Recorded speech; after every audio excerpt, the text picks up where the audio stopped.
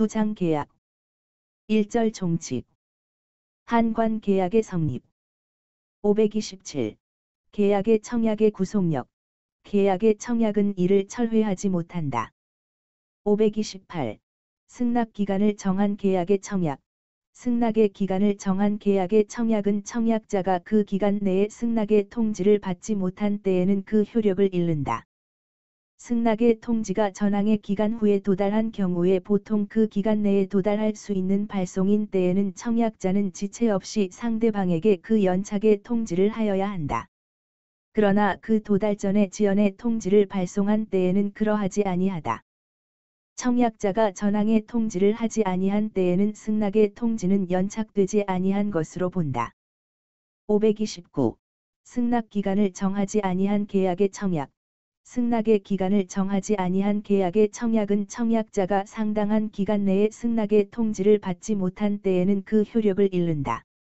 530. 연착된 승낙의 효력 전 2조의 경우에 연착된 승낙은 청약자가 이를 새 청약으로 볼 수 있다.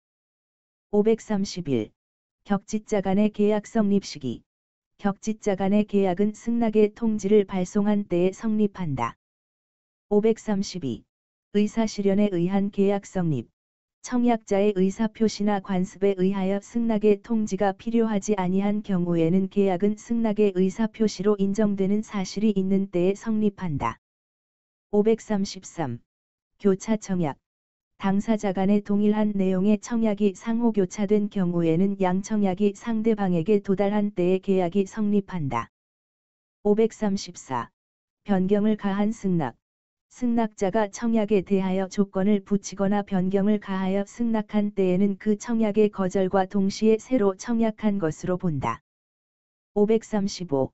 계약 체결상의 과실 목적이 불능한 계약을 체결할 때에 그 불능을 알았거나 알 수 있었을 자는 상대방이 그 계약의 유효를 믿었으므로 인하여 받은 손해를 배상하여야 한다. 그러나 그 배상액은 계약이 유효함으로 인하여 생길 이익액을 넘지 못한다.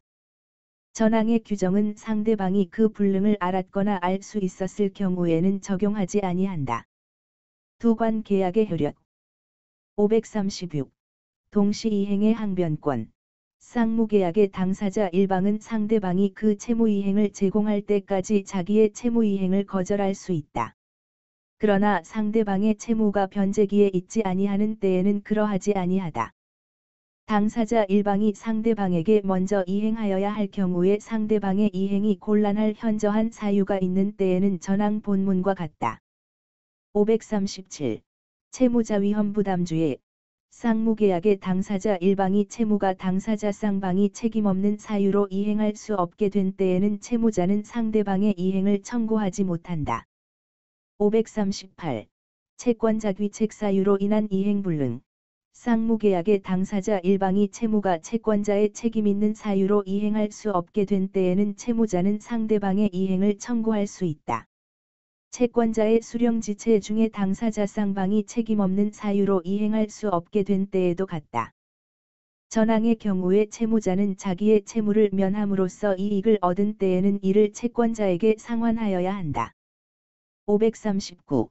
제3자를 위한 계약 계약에 의하여 당사자 일방이 제3자에게 이행할 것을 약정한 때에는 그 제3자는 채무자에게 직접 그 이행을 청구할 수 있다.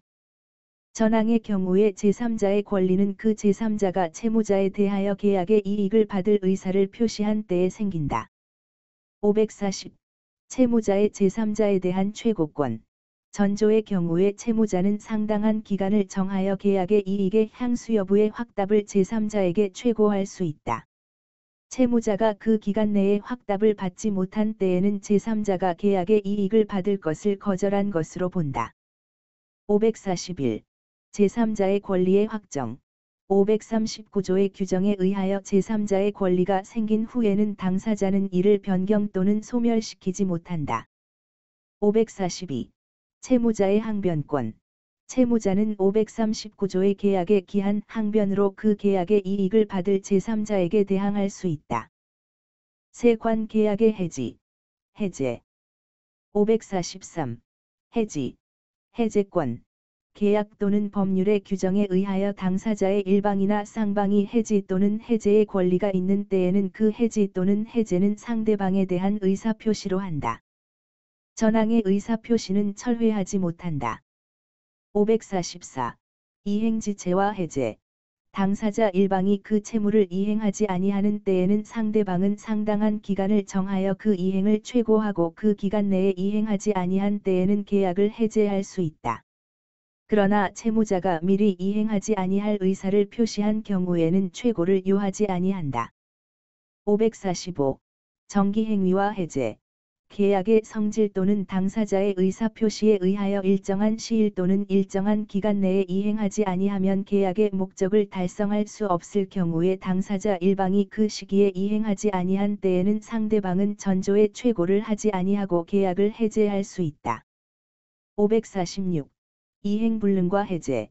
채무자의 책임 있는 사유로 이행이 불능하게 된 때에는 채권자는 계약을 해제할 수 있다. 547. 해지. 해제권의 불가분성. 당사자의 일방 또는 쌍방이 수인인 경우에는 계약의 해지나 해제는 그 전원으로부터 또는 전원에 대하여 하여야 한다. 전항의 경우에 해지나 해제의 권리가 당사자 1인에 대하여 소멸한 때에는 다른 당사자에 대하여도 소멸한다.